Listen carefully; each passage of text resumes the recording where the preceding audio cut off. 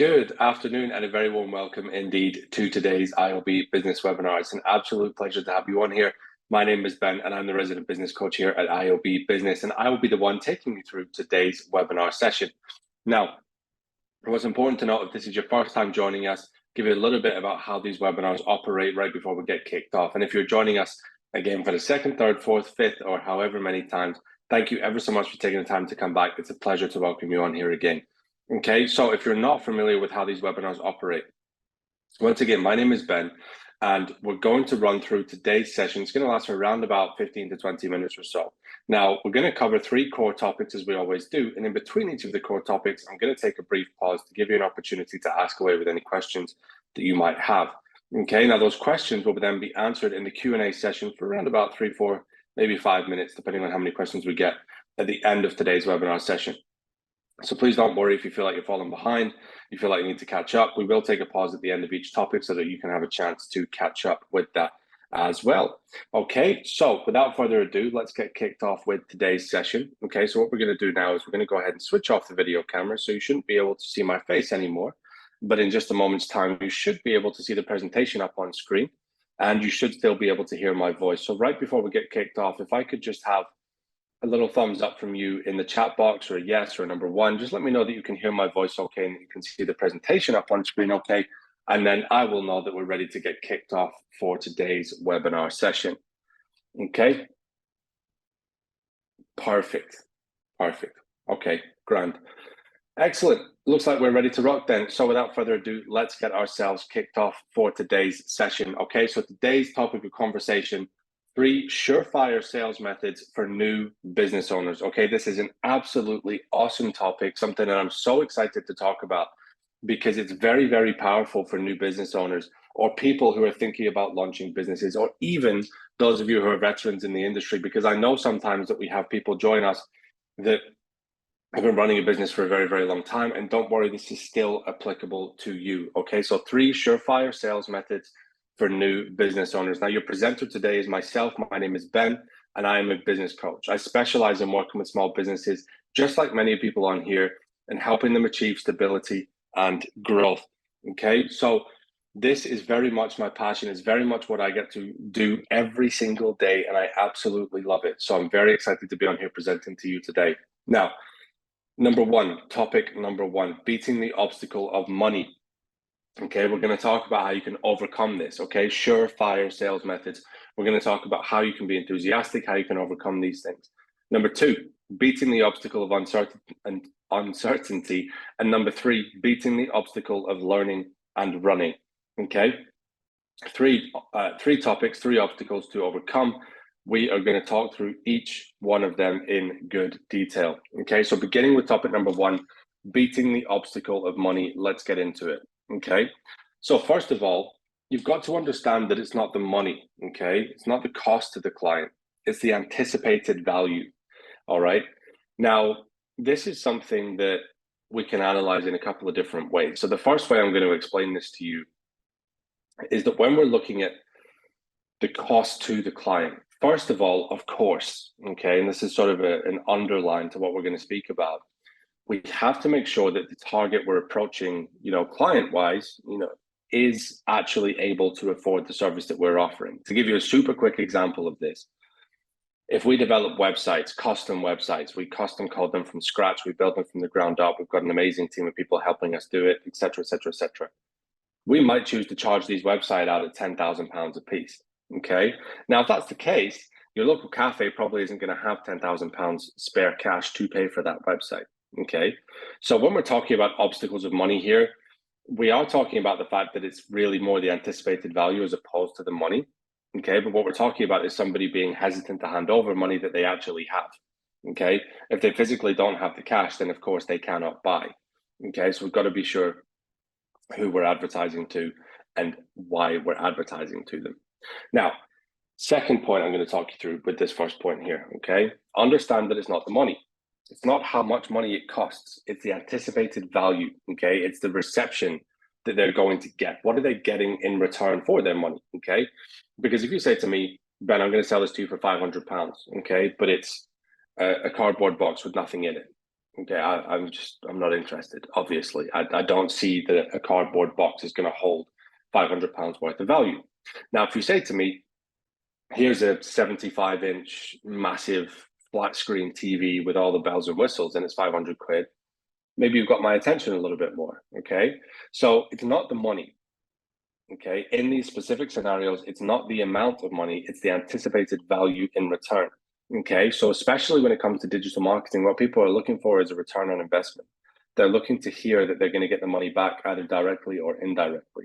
So if they're going to spend £5,000 on a new website, they need to know, am I going to get more visitors? Are those visitors going to turn into customers or clients?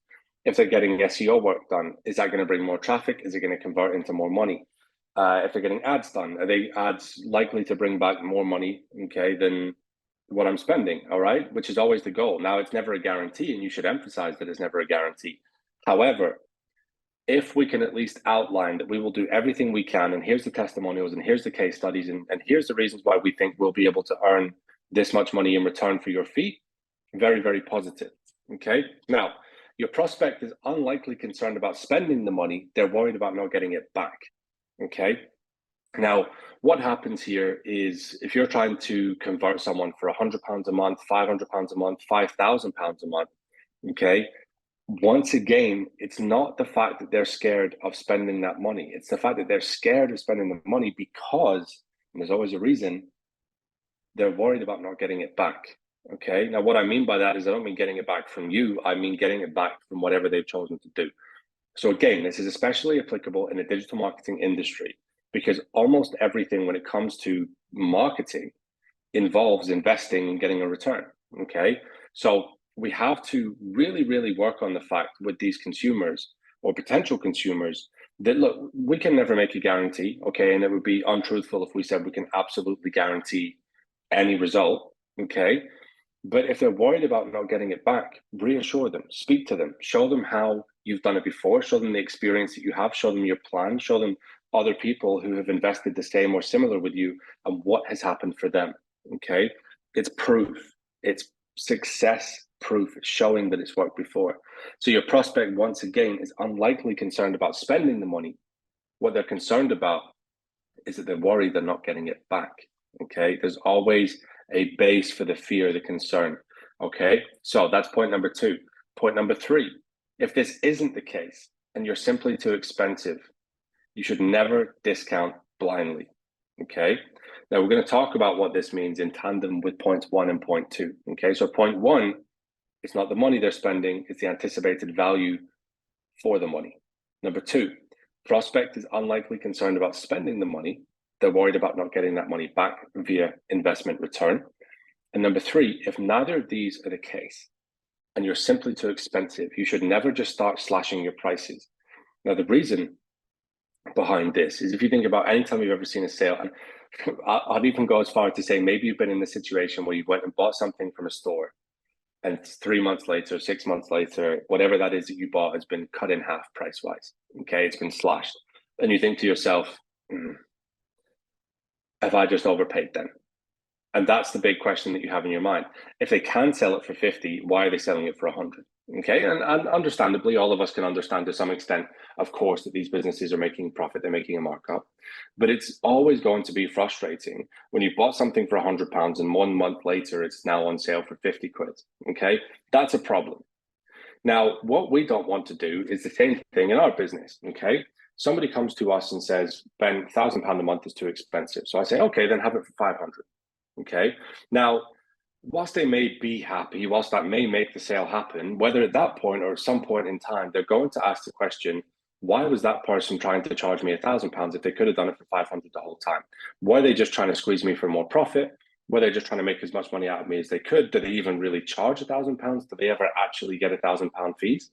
Okay, there are so many reasons why blindly discounting to get a sale is not a good strategy. Okay, it's not a good tactic. You make yourself so open to vulnerability of judgment and potentially even complaints.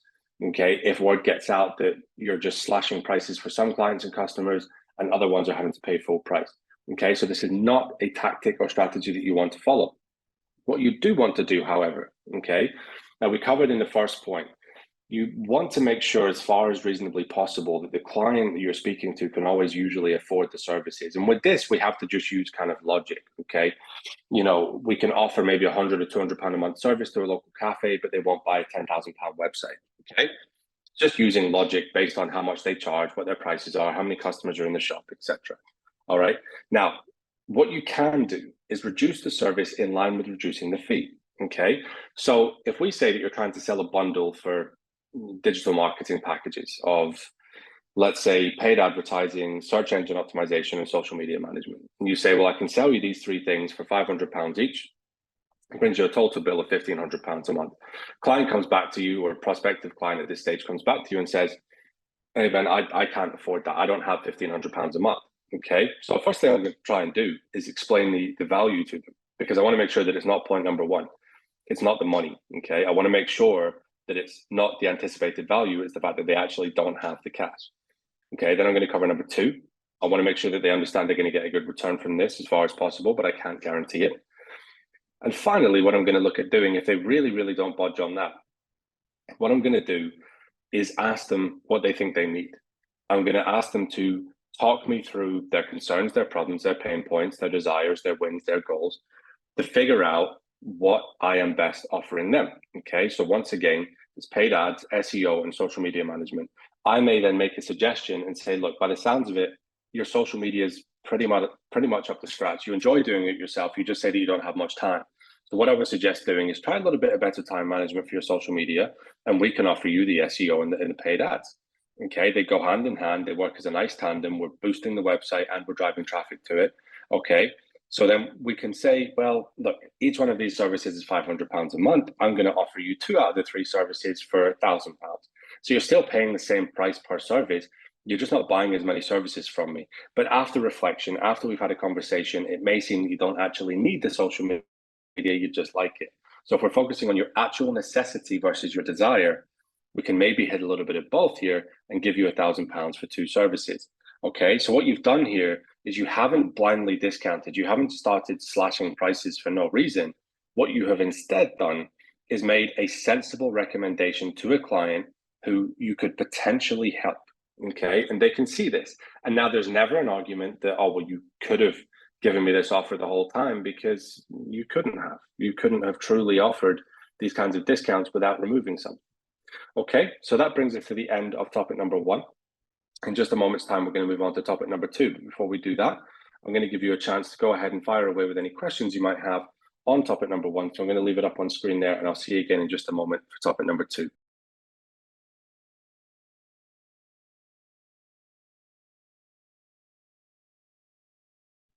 Fantastic. Okay, cool. So thank you for the question. I'll get that at the end during the Q&A session.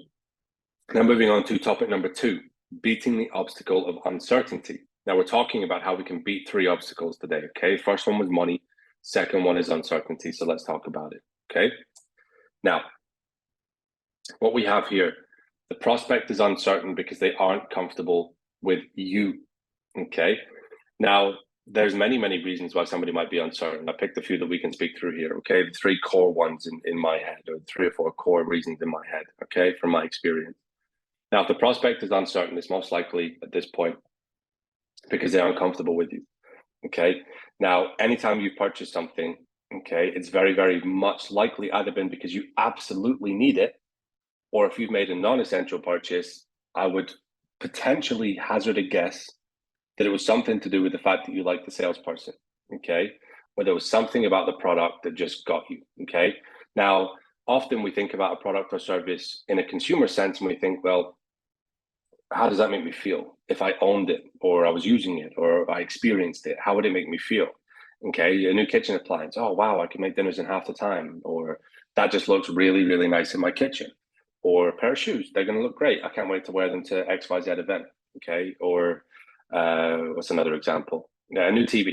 Okay, oh, wow, the high definition, it's going to be incredible. Okay, now that's the product in essence selling itself. You don't really need any of these things. You don't need new shoes. You don't need a new kitchen appliance. You don't need a new TV. It's the way that it makes you feel.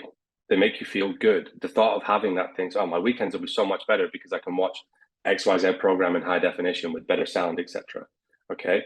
but nobody says that your current TV is not good enough. It doesn't, in a literal sense, it still does the same job, just not as well. Okay, so it's how it makes you feel. So that's one of the big ways that we purchase things as consumers. We purchase based on emotion and feeling. The other way, okay, unless it's an essential, is being convinced by somebody that we like. Okay, if I go into a big box store or a small business or whatever, a cafe is a good example of this. I go in, the cafe owner says to me, what would you like? And I say, well, I have a toasty, I have a coffee, whatever. And they say, oh, we've got these amazing cakes on today. Would you want to try one after your meal? And then they show me the cakes. And I'd be like, actually, yeah. Do you know what? You're really friendly. You're really nice.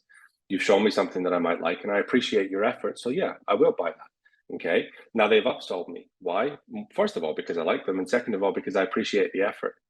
Okay. So the prospect is uncertain, most likely at this point in time, because they aren't comfortable with you. In order to buy something from you, it's very, very important that they actually like who you are as a person, especially in the service industry. Okay.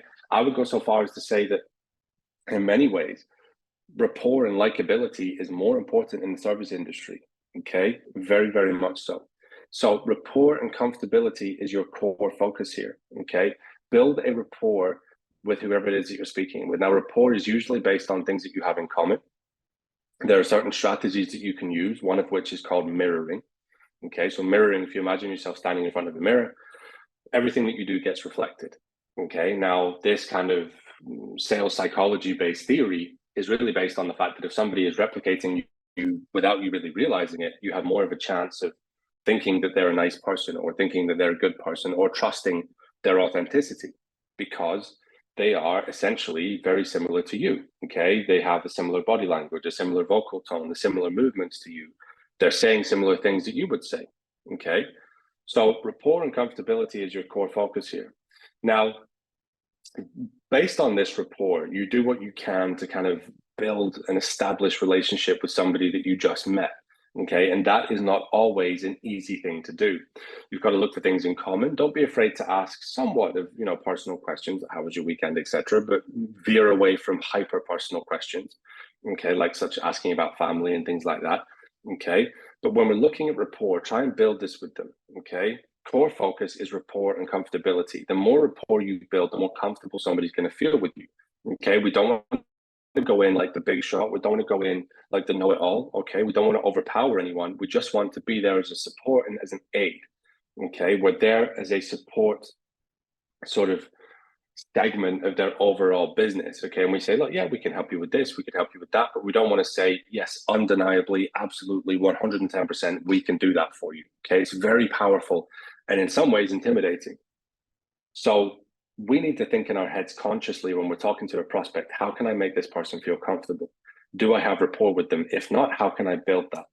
Okay, so relax into the conversation, share anecdotes and relate with the prospect on a personal level.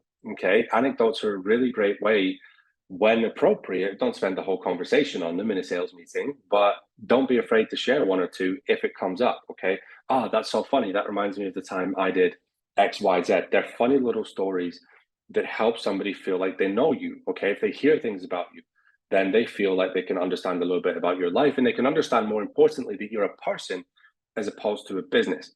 Okay, people buy from people, people want to buy from you.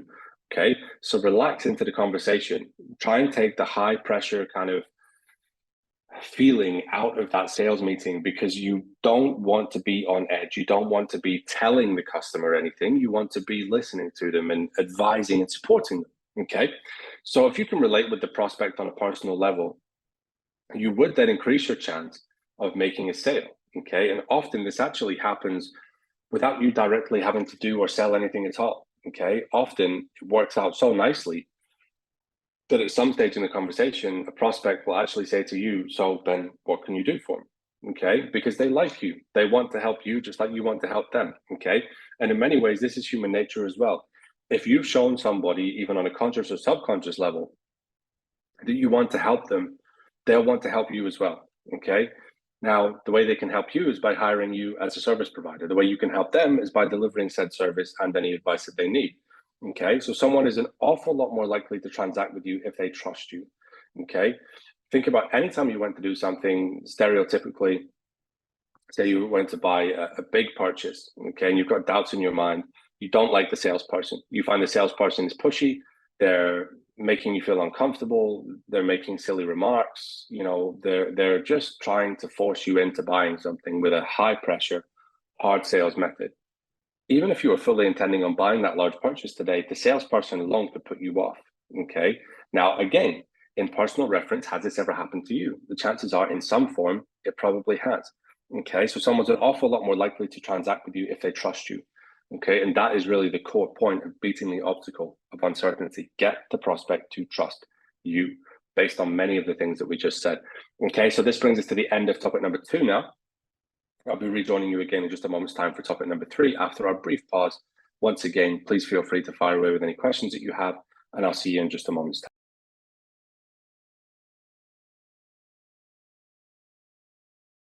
Okay, fantastic. So let's carry on then with topic number 3. Moving on. Okay, so beating the obstacle of learning and running. Okay, probably the third and final thing I hear the most as a business coach. How do I overcome this? Okay, how do I make sure that somebody's not just going to essentially take all of my advice and then do a run? Okay, with one for a better way of saying that, that's essentially the way that it always gets relayed to me. Okay, so the prospect must first understand that in order to make true progress, they need you on board. Okay, what we're trying to beat here is a pretty common obstacle that somebody's going to book a sales meeting with us, and this could be a psychological block for us as well. That somebody is trying to book a meeting with us simply so that they can ask as many questions as they physically can, and then they're going to just do a runner. They're just going to take all the information that they have. They're either going to go and find someone cheaper, someone that they believe to be better, or they're just going to go and do it themselves. Okay. Now we'll talk about my personal feelings towards this probably at the end of this little segment here. Okay, my input based on my experience. But for the first point we need to talk about here is that the prospect must understand that in order to make true progress, they need you on board. Okay. You could give them all the information in the world. Okay. But there is a very, very common saying here in the UK is that you don't pay a plumber to bang on pipes, you pay a plumber to know which pipe to bang on. Okay. So even if it takes them 2 minutes to come and do a job, okay, it doesn't mean to say that it was an easy job. It means to say that they've done it so many times before that they know it better than you. Okay. So the prospect must understand that in order to make true progress, they need you on board. Okay. You can do this by highlighting your expertise. You can do this by showing them case studies, people that you've worked with in the past. Okay. You can also explain that maybe whilst they could learn to do what you do, it would take them infinitely longer and it would be infinitely more stressful because they're not familiar, they don't have the experience to deal with certain situations if they arise. Okay. And there's nothing wrong with highlighting this. Now, if the prospect leaves the conversation believing they can execute what you discussed without your help, something went wrong. Okay. This is just the absolute truth. If you did this, okay, and this happened to you, really what it means is we didn't actually highlight the fact that this needed an expert to execute it. Okay. Now, what we can say is we never withhold any kind of information. We never withhold anything at all. If they ask us a question about paid advertising or SEO or website development or social media, we answer openly and truly. We don't withhold any kind of information. Okay. Now, point behind this is we then say, oh, you know, one time I had this experience, or sometime I had that experience. Give them an experience where something went particularly complicated, but you still managed to solve it. Imagine it like a job interview. They ask you, what was your biggest challenge today in a professional environment? Okay. Client's not going to ask you this, or very unlikely to ask you this, but you can add it in anyway. So when they're asking you a question about paid advertising, tell them whatever it is that they want to know. And then behind that, you can pop in a time where something got very, very complicated and you still managed to solve it. Okay. Now, what this does is it very, very subtly reminds the prospect that in order to execute on these things properly, you need to be you need to be an expert.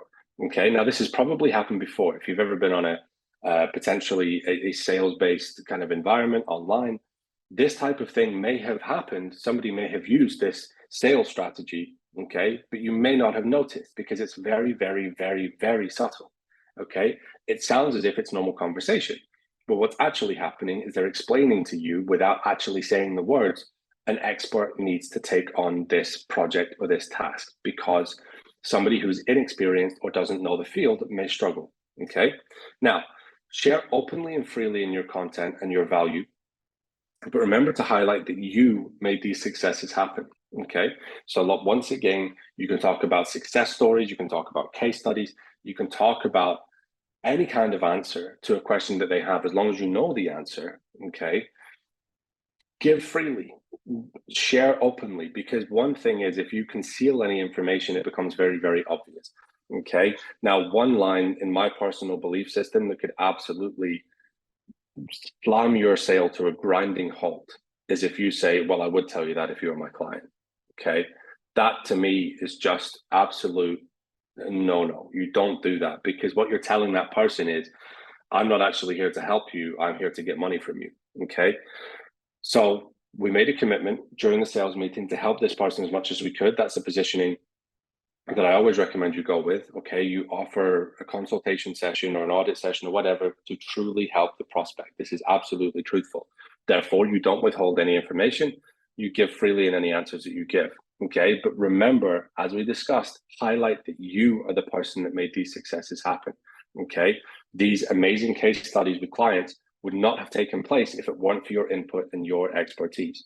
All right, now finally, case studies, testimonials, reviews from other clients. Okay, the single biggest thing I can say to you on this slide, apart from maybe our subtle sales strategy, is beating the obstacle of learning and running with case studies, testimonials, and reviews. Okay, if you have a review saying Ben is the best in XYZ field, I wouldn't recommend anyone else. I've only ever worked with him because of XYZ reason.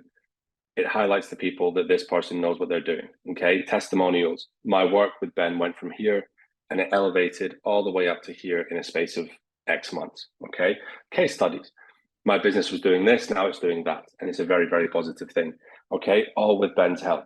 Okay, so the more case studies you get, the more testimonials you get, the more reviews you get, the bigger proof that you have that what you do works. And the reason that it works so well is because you are the one doing it.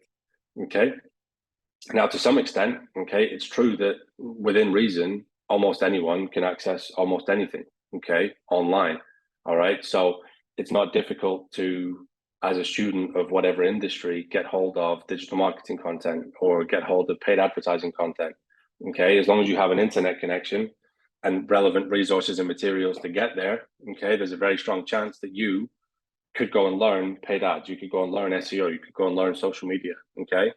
But what we need to emphasize here is that you will accelerate so much quicker and at such a higher level with an expert on board, okay? Because this person has dedicated their life to this industry, this expertise, okay? That's why we hire specialists and consultants. That's why you go to a doctor when something is wrong with your health, okay? Because you don't want to try and learn what is wrong with yourself. You don't want to try and do all that studying and years and years and years of university practice and all the rest of it. You need to know for a fact what is wrong with you. So you go to the people who know what they are talking about. Okay. So that brings us to the end of today's conversation. What we're going to do now is we're going to take one final brief pause. We're going to then do a recap of today's session right before we dive into the Q&A segment. So any final questions that you have, please make sure that you ask them now so we can get them in time for the Q&A session. And I'll see you again in just a moment's time.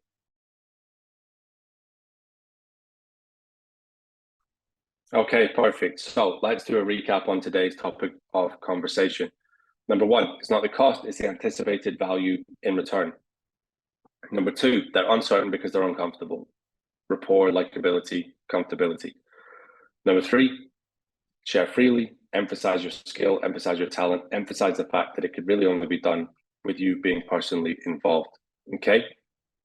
So bringing us onto the Q&A segment. Okay, so thank you ever so much, as always, for attending. If you'd like to talk to a member of our team, you're more than welcome to head over to iob-business.com/talk-to-us.